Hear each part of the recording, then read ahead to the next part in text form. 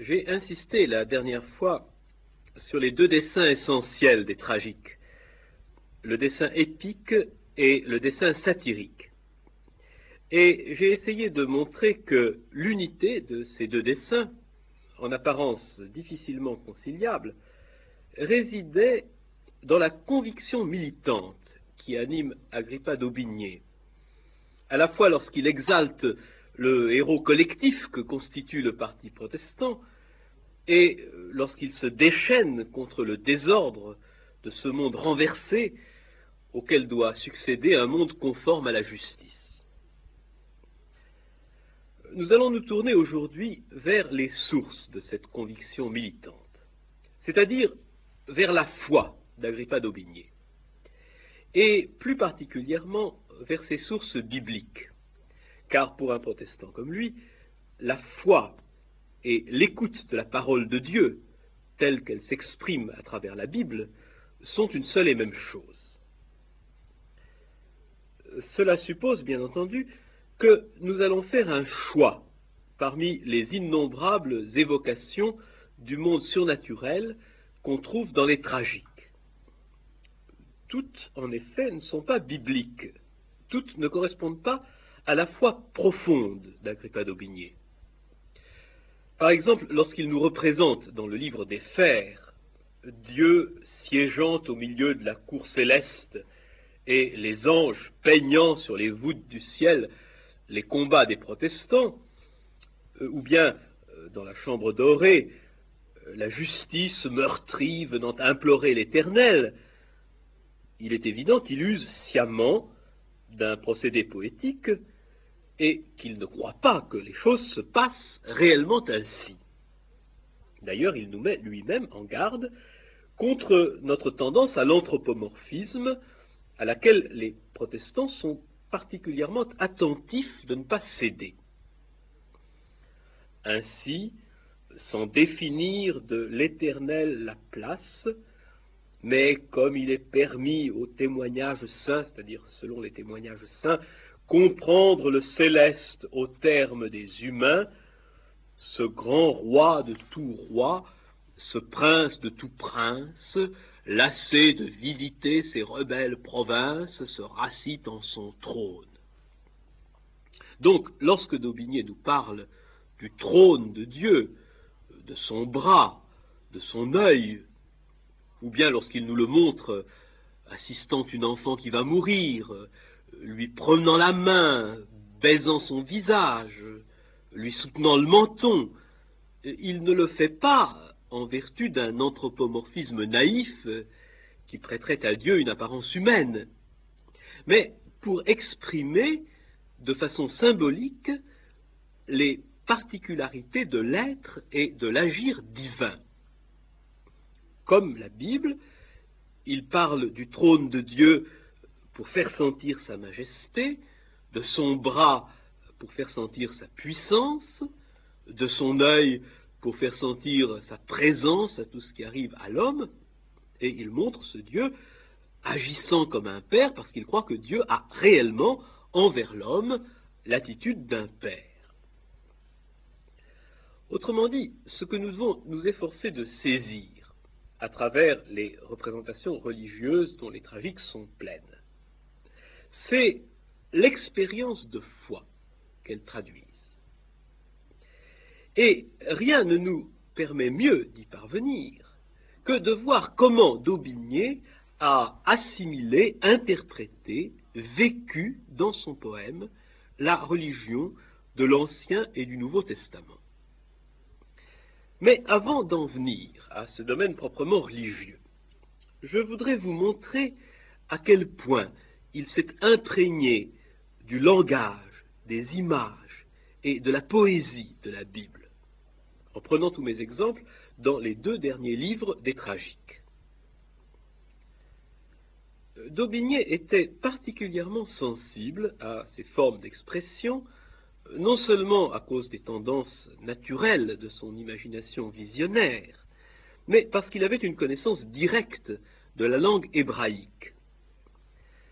Vous vous rappelez sans doute qu'il avait appris à lire en hébreu en même temps qu'en français, en latin et en grec.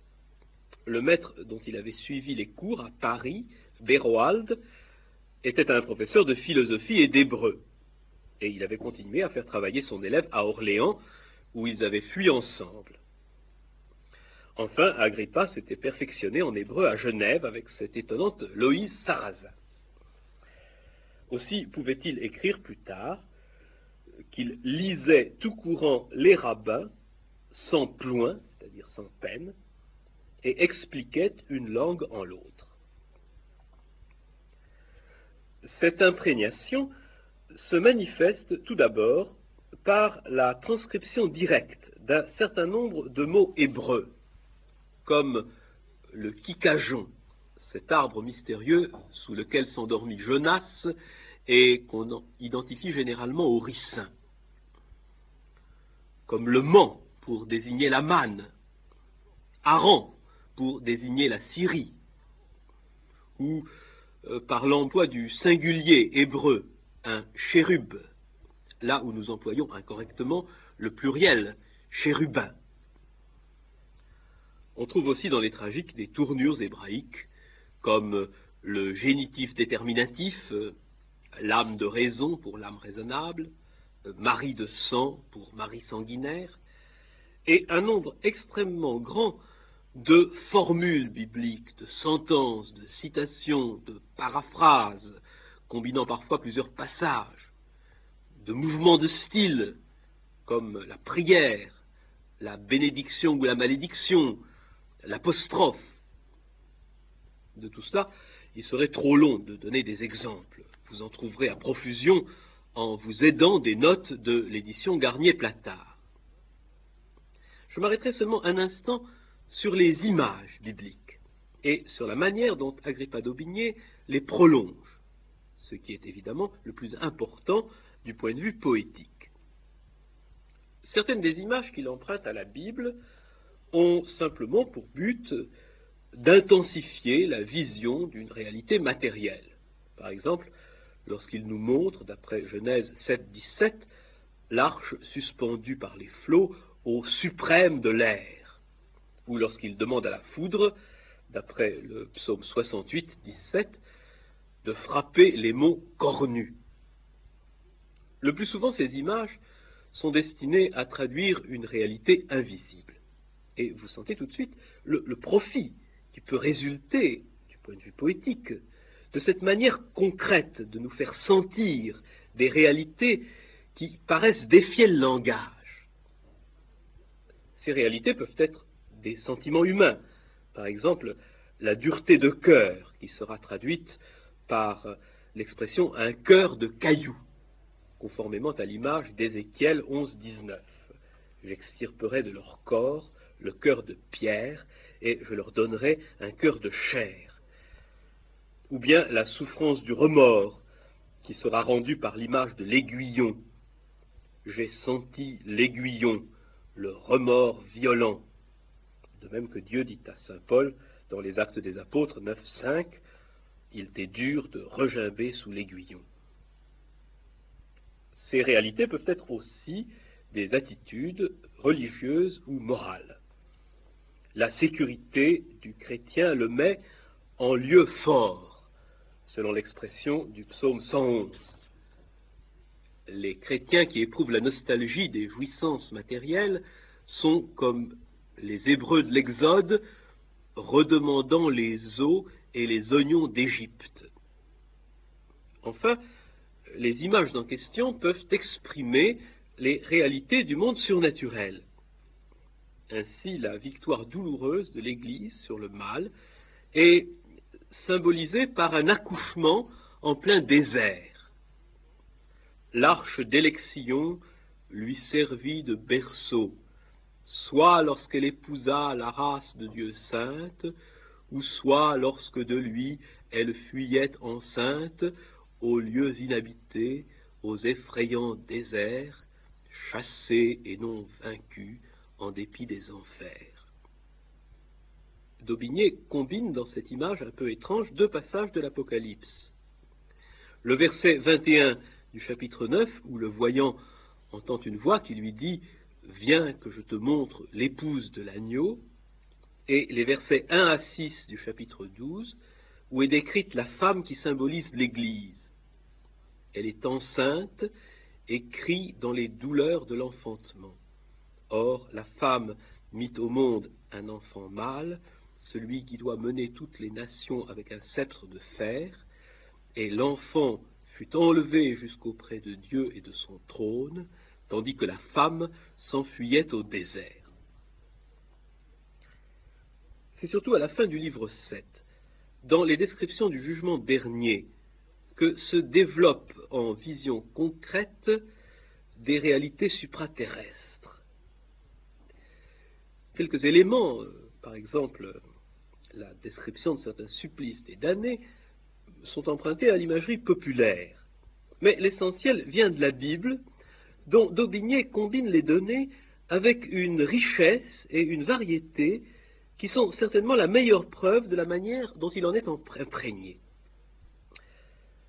De saint Matthieu chapitre 25 viennent l'idée de la séparation des bons et des méchants et les termes dans lesquels le Christ s'adresse aux uns et aux autres.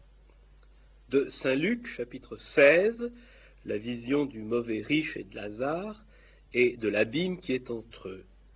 De Jérémie chapitre 13 verset 21, la comparaison entre les souffrances des méchants au dernier jour avec celle d'une femme qui accouche. D'Isaïe, chapitre 66, verset 15, l'image du chariot de Dieu et la comparaison de sa colère avec un torrent débordé. Du Cantique des Cantiques, les doux baisers que le Fils de Dieu accorde aux élus, et on pourrait encore multiplier les rapprochements.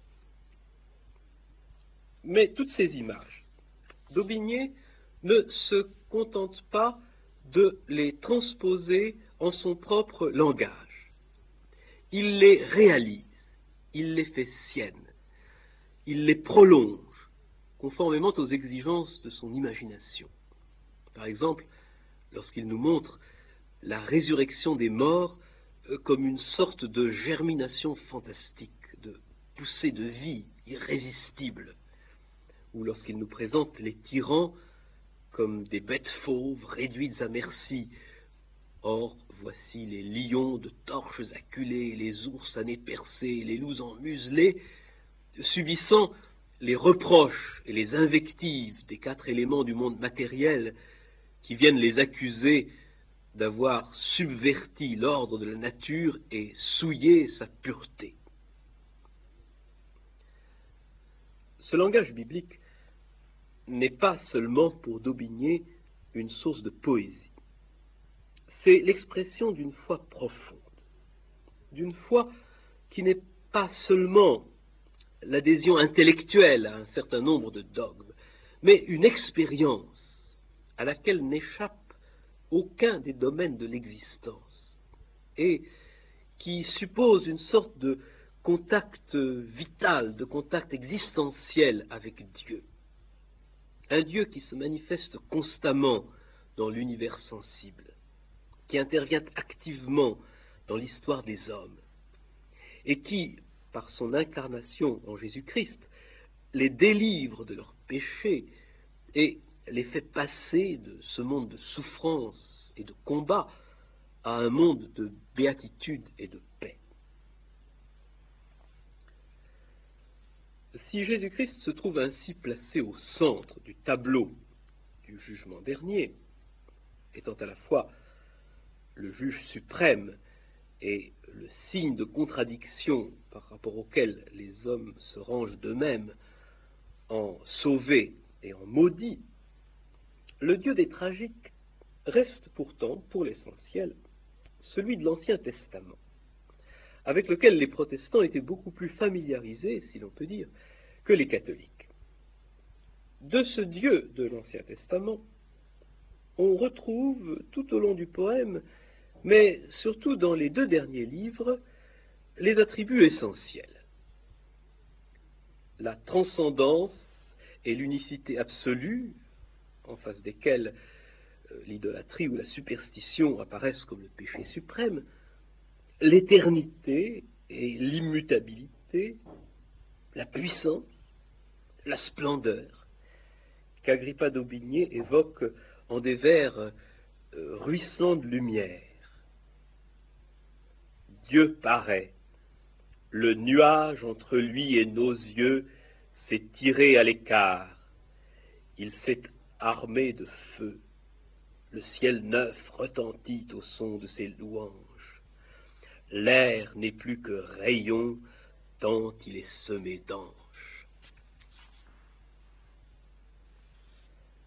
Mais le trait du Dieu de l'Ancien Testament, sur lequel il insiste le plus, c'est sa justice, inséparable de l'amour jaloux qu'il porte au peuple élu. Nous sommes ici à la source d'une des plus grandes difficultés que les tragiques présentent pour nos sensibilités modernes. Nous sommes scandalisés, reconnaissons-le, par leur partialité, par la manière systématique dont leur auteur appelle les pires supplices sur la tête de ses adversaires, par le manque de nuances avec lequel il identifie la cause de son parti avec la cause de Dieu, en ne laissant pas supposer un seul instant, semble-t-il, que les catholiques de bonne volonté puissent être sauvés. On comprendra mieux son point de vue en notant tout d'abord que la notion de tolérance n'était, pour ainsi dire, pas encore inventée. Ronsard, qui n'était pas un fanatique, embrasse dans ses discours la cause des catholiques avec une passion à peine moins exclusive. Mais notons surtout que d'Aubigné, fidèle en cela à l'inspiration biblique, ne sépare jamais l'exaltation de la bonne cause de l'exaltation des vertus chrétiennes qui font que cette cause est à ses yeux la bonne. Humilité, pauvreté, crainte de Dieu, refus de l'idolâtrie, pureté des mœurs. La violence même dont les bons font souvent usage pour triompher des méchants est toujours rattachée à une source divine, la justice de Dieu, et non à une source humaine, la vengeance ou la colère. Conformément à l'esprit de la Bible, les bons, quand ils sont vainqueurs, sont l'instrument de la colère divine, mais s'ils cessent de pratiquer la vertu, ils perdent automatiquement le droit à cette assistance d'en haut. C'est dans cet esprit qu'il faut lire des passages apparemment scandaleux, comme les vers 63 à 80 du livre 7, où la tuerie extrême est exaltée, non à cause d'une aveugle soif de sang, mais comme un symbole de la victoire des forces du bien sur les forces du mal. D'ailleurs, d'Aubigné a conscience du danger qu'il y aurait à prêter à Dieu sa propre passion partisane. Et il lui adresse, livre 7, vers 803-810, une prière pour être préservé de cette tentation.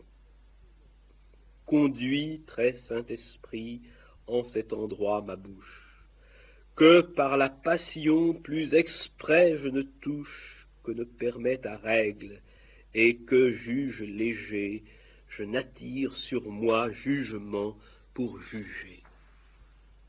Ce qui ne l'empêche pas, aussitôt après d'ailleurs, d'identifier tout bonnement le pape à l'Antéchrist.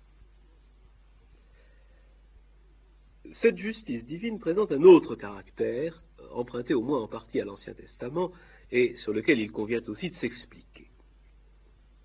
Elle punit les méchants dès cette vie, et avec un automatisme dans la rétribution dont on trouve à vrai dire peu d'exemples dans la Bible. En ce qui concerne la punition des méchants dès cette vie, qui constitue l'essentiel de la matière du livre 6, Vengeance, il faut y voir surtout un symbole. D'Aubigné ne veut évidemment pas nous faire croire que tous les méchants sont punis dès ici-bas, et à plus forte raison que tous les bons sont récompensés, ce qui serait difficilement démontrable par l'histoire. Cette punition n'est qu'une image, un avant-goût, pourrait-on dire, du règlement définitif. Si Dieu a su exercer parfois une justice si rigoureuse dès cette vie, quand sera-t-il plus tard? Daubigné rappelle lui-même, d'une manière un peu embarrassée d'ailleurs, à la fin du livre 6, le caractère partiel des interventions divines qu'il vient d'évoquer. Quant au caractère automatique de ces punitions, je crois qu'on peut lui attribuer aussi une valeur symbolique. Pourquoi Daubigné se complaît-il à nous montrer des coupables punis, comme on dirait, par où ils ont péché? Voici un bourreau élevé au gibet qu'il avait élevé. Voici un affameur, l'Église il affama, Dieu lui ôta la faim. Voici un sanguinaire qui a fait la chasse aux protestants, et sa maladie chasse ses amis loin de lui. Ce chasseur déchassa ses compagnons au loin. Daubigné veut certainement marquer par là l'infaillibilité, l'exactitude de la justice de Dieu et la manière dont elle proportionne le châtiment à la faute. Mais il y a là autre chose encore, je crois. Il y a un certain plaisir d'ordre esthétique à jouer avec les parallélismes et les antithèses qui relèvent du goût baroque. Nous en reparlerons la prochaine fois. Il ne faudrait surtout pas que la multiplication de ces exemples de punition ne vous fasse voir dans le Dieu des tragiques qu'un Dieu de colère. Il est cela, bien sûr, comme dans l'Ancien Testament. Mais comme dans l'Ancien Testament également, il n'est pas que cela. Voyez comment sa justice s'exerce au moment du jugement dernier. Il n'a rien ici d'un monarque offensé qui se venge, ou d'un bourreau qui inflige des punitions. En ce moment du dévoilement suprême, c'est le coupable qui de lui-même se condamne. De même que les bons du Saint-Esprit sentent le témoignage, les tyrans abattus, pâles et criminels, changent leurs vains honneurs aux tourments éternels. Ils n'ont plus dans le front la furieuse audace, ils souffrent en tremblant l'impérieuse face qu'ils ont frappée, et remarquent assez le chef, c'est-à-dire la tête, les membres saints qu'ils avaient transpercés. Ce n'est pas le juge qui prononce l'acte d'accusation, ce sont les éléments qu'ils ont souillés et fait servir à des usages pour lesquels ils n'étaient pas faits. Ce sont les beautés de nature que leur rage troubla de venin et d'ordure. Dans les motifs de la sentence, qui est une paraphrase du chapitre 25 de saint Matthieu, plus rien n'évoque les guerres de religion, le fait d'avoir combattu dans les rangs d'un parti ou de l'autre. Seul subsiste le refus d'exercer la charité envers le Fils de Dieu en la personne des plus humbles des hommes. Enfin, l'évocation de la punition elle-même fait moins de place au supplice traditionnel très rapidement évoqué qu'à la conscience d'avoir bâti sa vie sur l'erreur, à la constatation d'une vérité que le damné a niée durant toute son existence terrestre. Ceux qui ont nié l'immortalité constateront que la vie se poursuit après la mort et chercheront en vain à se détruire. Transis, désespérés, il n'y a plus de mort qui soit pour votre mère des orages le port. Ceux qui ont considéré que le fait d'être privés de la face de Dieu ne devait pas être une peine bien dure, s'apercevront que cette envie de Dieu est infiniment plus forte que tous les désirs que leur sens leur permettait d'imaginer. Et leur souffrance sera d'autant plus grande qu'ils auront sans cesse sous les yeux la béatitude des élus. Ce Dieu n'est pas seulement un Dieu de vengeance et de justice, c'est aussi un Dieu de bonté et de miséricorde pour les faibles, les humbles, les fidèles, car s'ils doivent beaucoup, Dieu leur en a fait don. Un Dieu qui est uni à son peuple par un lien mystique, s'exprimant à travers les images conjugales dont j'ai parlé tout à l'heure. En face de ce Dieu à la fois infiniment élevé et proche de l'homme, comment les tragiques définissent-ils l'attitude du croyant? D'abord, bien entendu, et d'autant plus qu'il s'agit d'une œuvre protestante, par la foi. La foi qui n'est nullement, je le répète, une adhésion intellectuelle, mais une sorte d'ouverture inconditionnelle à la puissance de Dieu. Pour néant nous semons, nous arrosons en vain, si l'esprit de vertu ne porte de sa main l'heureux accroissement. Cette confiance absolue faite à Dieu, et cet accueil de son pouvoir régénérateur, suppose de la part du croyant un dépouillement de toute suffisance, de tout orgueil et de toute violence qui correspondent à cet esprit d'enfance placé par Jésus-Christ au-dessus de toute valeur humaine.